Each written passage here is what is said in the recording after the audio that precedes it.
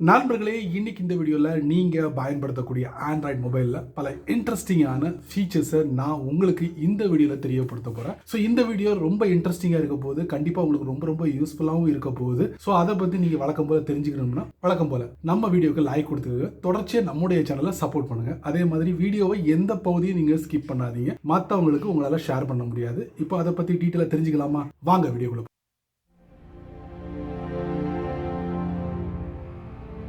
நீங்க ஒரு வெறித்தனமான இன்ஸ்டாகிராம் யூசரா? அப்பனா கண்டிப்பா இன்ஸ்டாகிராம்ல நிறைய ரீல்ஸ் வீடியோ எல்லாம் போட்டிருப்பீங்க. சோ அந்த ரீல்ஸ் வீடியோ போடும்போது ஒரு அருமையான செட்டிங்கை நீங்க பயன்படுத்தலாம். அது எது சம்பந்தப்பட்டது அப்படின்னு பாத்தீங்கன்னா ஸ்டிக்கர். உங்களால நீங்க ஸ்டிக்கரை கிரியேட் பண்ணி அந்த ரீல்ஸ் வீடியோல அப்ளை பண்ண முடியும். அந்த செட்டிங் எங்க இருக்கு நான் உங்களுக்கு இந்த வீடியோல காட்ட போறேன், தெரிஞ்சுக்கோங்க. நீங்க ஒரு இன்ஸ்டாகிராம் யூசரா இருந்தீங்கன்னா கண்டிப்பா இன்ஸ்டாகிராம்ல நீங்க ரீல்ஸ் வீடியோ எல்லாம் போடுவீங்கல்ல. சோ அந்த ரீல்ஸ் வீடியோ போடும்போது ஸ்டிக்கர்ஸை கிரியேட் பண்ணி நீங்க ரீல்ஸ் வீடியோல அப்ளை பண்ணி அதை சென்ட் பண்ணலாம். எப்படிங்கறத நான் உங்களுக்கு தெரியப்படுத்துறேன். இன்ஸ்டாகிராமை ஓபன் பண்ணுவோம். அதுக்கப்புறம் பாத்தீங்கன்னா பாட்டம்ல பிளஸ் அப்படிங்கிற ஒரு பட்டன் இருக்கும். அதை நம்ம தட்டுவோம். இப்போ நான் என்ன பண்ணிருக்கேன்னா, என்னுடைய போன்ல ஆல்ரெடி ஒரு ரீல்ஸ் வீடியோ அப்லோட் பண்றதுக்கு ஒரு வீடியோவை நான் செட்டப் பண்ணி வச்சிருக்கேன். அந்த வீடியோவை நான் அப்லோட் பண்ணிட்டேன். இப்போ மேல பாருங்க மியூசிக் இருக்கும். அதுக்கப்புறம் ஆல்பபெட்டிக் நேம்ஸ்லாம் இருக்கும். அதாவது ஃபாண்ட்ஸ் சேஞ்ச் பண்ணக்கூடிய ஒரு வசதி. அதுக்கப்புறம் ஸ்டிக்கர்ஸ் அப்படிங்கிற ஒரு ஆப்ஷன் இருக்கு பாத்தீங்களா? அதை நம்ம தட்டுவோம். தட்டின உடனே பாத்தீங்கன்னா கிரியேட் அப்படிங்கிற ஒரு ஆப்ஷன் நமக்கு கொடுத்திருப்பாங்க. அதை நம்ம தட்டுவோம். தட்டின உடனே இப்போ நான் என்ன பண்றேன், ஒரு இமேஜ் ஆல்ரெடி என்னுடைய போன்ல ஸ்டோர் பண்ணி வச்சிருக்கேன். சோ அந்த இமேஜ் என்ன பண்றேன், செலக்ட் பண்ணிக்கிறேன். இப்போ பாத்தீங்கன்னா செலக்ட் பண்ண இமேஜை கிரியேட் பண்ணுது, ஸ்டிக்கரா கிரியேட் பண்ணுது. அதுக்கு ஒரு சில வினாடிகள் எடுக்கும். சோ அந்த குறிப்பிட்ட ஸ்டிக்கரை ஹைலைட் பண்ணிடுச்சு. இப்போ கீழே பாத்தீங்கன்னா யூஸ் ஸ்டிக்கர் அப்படிங்கிற ஒரு ஆப்ஷன் கொடுத்திருக்காங்க. இல்ல செலக்ட் மேனுவலி அப்படிங்கறது கொடுத்திருக்காங்க. சோ நான் ஆல்ரெடி இன்ஸ்டாகிராம் ஆட்டோமேட்டிக்கலி ஒரு ஸ்டிக்கரை செலக்ட் பண்ணிருக்கு. ஸோ அதையே நான் யூஸ் பண்றேன். ஒரு சில வினாடிகள் எடுக்கும் என்னோட ரீல்ஸ் வீடியோல அப்ளை பண்றதுக்கு. ஸோ பாத்தீங்கன்னா ஸ்டிக்கர் சேவ்ட் அப்படிங்கிற ஆப்ஷன் வந்துருச்சு. ஸோ இந்த ஸ்டிக்கரை நான் எங்க வேணாலும் சேஞ்ச் பண்ணலாம். ஸோ இதை நான் பெருசு பண்ணலாமா? பாத்தீங்கன்னா பெருசும் பண்ணலாம். பாருங்க, சின்னதா இருக்கிறத பெருசும் பண்ணிக்கலாம். ஸோ அந்த ஒரு வசதி இருக்கு. இப்போ இந்த ஸ்டிக்கர் வேண்டாம்னா அப்படியே கீழே டிராக் பண்ணோம்னா டெலிட்டும் பண்ணிக்கலாம். மறுபடியும் போயிட்டு ஸ்டிக்கர்ஸ்ல போய் செக் பண்ணி பார்ப்போம். செக் பண்ணி பார்த்தா நான் கிரியேட் பண்ண ஸ்டிக்கர்ஸ் அங்க இருக்கு. ஸோ இந்த ஸ்டிக்கர் உங்களுக்கு வேணாம்னா பெர்மனண்டா நீங்க டெலிட் பண்ணிக்கலாம். சோ அதை நம்ம என்ன பண்ணலாம், இப்படி பிரஸ் அண்ட் ஹோல்ட் பண்ணும்போது கீழே ஒரு சின்ன ஸ்கிரீன் ஓபன் ஆகும். அதுல நீங்க கொஞ்சம் படிச்சு பார்த்துக்கோங்க. Any reels post or stories you created with this sticker will still be visible but you won't be able to access or use this sticker again.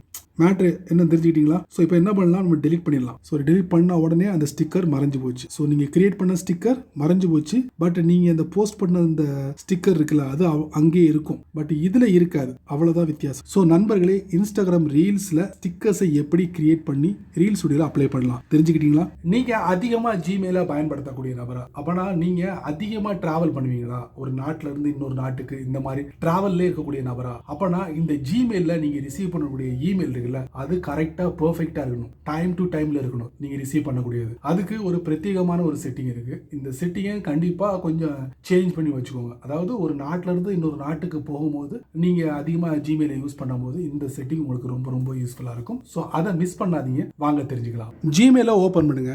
Top லெஃப்ட்ல 3 லைன், அதுக்கப்புறம் கேலண்டர் அப்படிங்கிற option இருக்கும். அதாவது கேலண்டர் ஆப். ஸோ டாப் லெஃப்ட்ல 3 line, settings, அப்புறம் general. So நல்லா கவனிங்க. இதில் யூஸ் டிவைஸ் டைம் ஜோன் அப்படிங்கிற ஆப்ஷன் ஆன்ல இருக்கு. ஸோ நீங்க ஒரு கண்ட்ரில இருந்து இன்னொரு கண்ட்ரிக்கு நீங்க டிராவல் பண்ணும்போது உங்களுடைய டிவைஸ்ல என்ன டைம் இருக்கோ அதை பேஸ் பண்ணி தான் நீங்க இமெயிலை ரிசீவ் பண்ணுவீங்க. அந்த டைம் ஜோனுக்கு பேஸ் பண்ணி தான் நீங்க இமெயிலை ரிசீவ் பண்ணுவீங்க. ஸோ அதுக்கு பதிலாக நீங்க என்ன பண்ணுங்க, இதை நீங்க ஆஃப் பண்ணிக்கங்க. ஆஃப் பண்ணிட்டு நீங்க உங்களுக்கு பிடிச்சமான டைம் ஜோன்ல நீங்க செட் பண்ணிக்கிட முடியும். டைம் ஜோனுக்குள்ள போனீங்கன்னா நீங்க எந்த கண்ட்ரில இருக்கீங்களோ அந்த கண்ட்ரிக்கு ஏற்ற மாதிரி நீங்க டைம் ஜோனை செட் பண்ணிட்டீங்கன்னா கரெக்டா அந்த இமெயிலோட போக்குவரத்து இருக்குல்ல, கரெக்டா உங்களுக்கு துல்லியமா உங்களுக்கு கிடைக்கும். அதாவது என்ன டேட்டோ அந்த டேட்ல உள்ள இமெயில் பர்ஃபெக்டா உங்களுக்கு கிடைக்கும். ஸோ டிஃபரெண்ட் டைம் ஜோன்ல இருக்கும் போது கண்டிப்பா உங்களுக்கு அங்க பிரச்சனைகள் வரதுக்கு வாய்ப்புகள் இருக்கு. அதாவது போன்ல ஒரு டைம் ஜோன், நீங்க ரிசீவ் பண்ணக்கூடிய இமெயில்ல இருக்கக்கூடிய ஒரு டைம் ஜோன், இந்த மாதிரி இருக்கும் போது கண்டிப்பா பிரச்சனை வரும். கண்டிப்பா பிரச்சனைகள் இருக்கும். ஸோ அதுக்கு நீங்க இந்த மாதிரி ஜிமெயில்ல போயிட்டு டைம் ஜோனை நீங்க சேஞ்ச் பண்ணிக்கலாம். அந்த ஒரு ஃபெசிலிட்டி இருக்கு. நீங்க எந்த நாட்டோட டைம் ஜோனை ஜிமெயில செட் பண்ணுவோம் அது ஈஸியா இந்த மாதிரி டைப் பண்ணி இப்போ லண்டன் பண்றோம் வச்சுக்கோங்க. ஸோ அதை நீங்க தட்டினோம்னா அந்த British summer time GMT +1. So இந்த டைம் ஜோன்ல கரெக்டாக உங்களுக்கு இமெயில் நீங்கள் ரிசீவ் பண்ணுவீங்க. நான் இது முழுக்க முழுக்க ஜிமெயிலுக்காக சொல்கிறேன். ஸோ நீங்கள் ஜிமெயிலை டிவைஸோட டைம் ஜோனை பயன்படுத்தி கூட நீங்கள் இமெயிலை ரிசீவ் பண்ணலாம். பட் கொஞ்சம் வித்தியாசம் இருக்கும் டைம். ஸோ அதை நீங்கள் பார்த்துக்கோங்க. ஸோ இந்த ஒரு செட்டிங் கண்டிப்பாக உங்களுக்கு ரொம்ப ரொம்ப யூஸ்ஃபுல்லாக இருக்கும் ஒரு இடத்துல இருந்து இன்னொரு கண்ட்ரிக்கு நீங்கள் ட்ராவல் பண்ணும்போது. நீங்கள் அதிகமாக வாட்ஸ்அப்பை பயன்படுத்தக்கூடிய நபராக இருந்தீங்கன்னா வாட்ஸ்அப்பில் உள்ள ஒரு குறிப்பிட்ட மெசேஜை நீங்கள் சர்ச் பண்ணணுமா, அப்போ நீங்கள் டேட்டை வச்சு நீங்கள் சர்ச் பண்ணலாம். அந்த ஒரு அற்புதமான ஒரு செட்டிங் வாட்ஸ்அப்பில் கூடி சீக்கிரத்தில் வரப்போகுது. பட் வாட்ஸ்அப்பில் இது லேட் அப்படின்னு சொல்லலாம். ஆல்ரெடி டெலகிராமில் இந்த செட்டிங் இருக்கு. நான் உங்களுக்கு டெலகிராமில் ஒரு டெமோ காட்டுறேன், அது எப்படி பயன்படுத்தணும்னு. கூடிய விரைவில் வாட்ஸ்அப்பில் நீங்கள் அதை மாதிரி இல்லை, கொஞ்சம் வித்தியாசமாக நீங்கள் ஹேண்டில் பண்ண போறீங்க.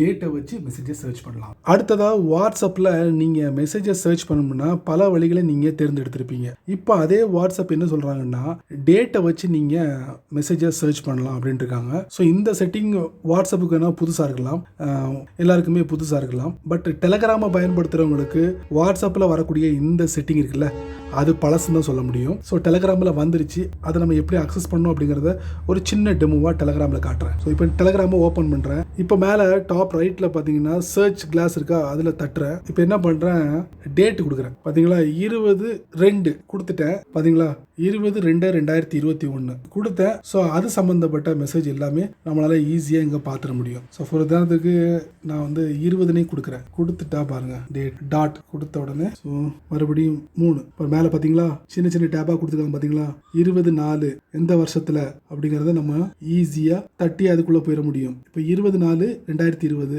24/2021 ஸோ இந்த மாதிரிலாம் கொடுத்துருக்காங்க. ஸோ ஈஸியாக தட்டிட்டு அந்த மெசேஜுக்குள்ளே போயிடலாம். ஸோ டெலகிராமில் இப்படி கொடுத்துருக்காங்க. ஸோ வாட்ஸ்அப்பில் ஒரு ஸ்க்ரீனாக வரப்போகுது. உங்களுக்கு டோட்டலாக உங்களுக்கு அந்த டேட்டை கொடுத்துருவாங்க. ஸோ நம்ம ஈஸியாக சூஸ் பண்ணி அந்த மெசேஜை நம்ம சர்ச் பண்ணிக்கலாம். செமல. ஸோ அந்த வாட்ஸ்அப்போட புதிய அப்டேட்டாக விரைவில் நான் உங்களுக்கு ஒரு வீடியோவை போடுறேன். இது ஒரு சின்ன டெமோ தான், டெலகிராமில் வந்திருக்கு. லாஸ்டா ஒரு சின்ன அப்டேட் உங்களுக்காக. கூகுளோட பிக்சல் போனை நீங்க பயன்படுத்தக்கூடிய நபரா, அப்பனா அந்த கூகுள் பிக்சல் போன்ல நீங்க கூகுளோட கேமராவை பயன்படுத்தக்கூடிய நபரா இருந்தீங்கன்னா இனி வரக்கூடிய நாட்கள்ல அந்த பிரத்யேகமான அப்ளிகேஷனோட நேமை நீங்க கூகுள் கேமராவா பார்க்க முடியாது, பிக்சல் கேமராவா தான் நீங்க பார்க்க முடியும். ஏன்னா எங்க பார்த்தாலும் பிக்சலை பேஸ் பண்ணி தான் வந்து அவங்க எல்லாமே வந்து உருவாக்குறாங்க. ஸோ அதனால இதையும் நம்ம என்ன பண்ணலாம், கூகுள் கேமராக்கு பதிலாக பிக்சல் கேமராவா நம்ம மாத்திரலாம் அப்படின்னு சொல்லிட்டு அவங்களுடைய கான்ஃபரன்சிங் மீட்டிங்ல அதை அனௌன்ஸ் பண்ணாங்க. இப்போ அதுவும் மாறி போச்சு. வேணுங்கிறவங்க பிளே ஸ்டோர்ல போய் செக் பண்ணி பாருங்க. சரி நண்பர்களே, இந்த வீடியோவை நீங்க ரொம்ப பொறுமையா நீங்க வாட்ச் பண்ணிப்பீங்க. ஸோ இந்த வீடியோ ஒரு பயனுள்ள வீடியோவா இருந்தா நீங்க என்ன பண்ணணும், 4 பேருக்கு ஷேர் பண்ணுங்க, அவங்களும் இதோட பலனை அனுபவிக்கட்டும். நீங்க நம்ம சேனலுக்கு புதுசா இருந்தீங்கன்னா வழக்கம் போல வீடியோக்குள்ள சப்ஸ்கிரைப் பட்டன், பெல் ஐக்கான், பிடிச்சா லைக் பண்ணுங்க, பிடிக்கலன்னா அன்லைக் பண்ணுங்க.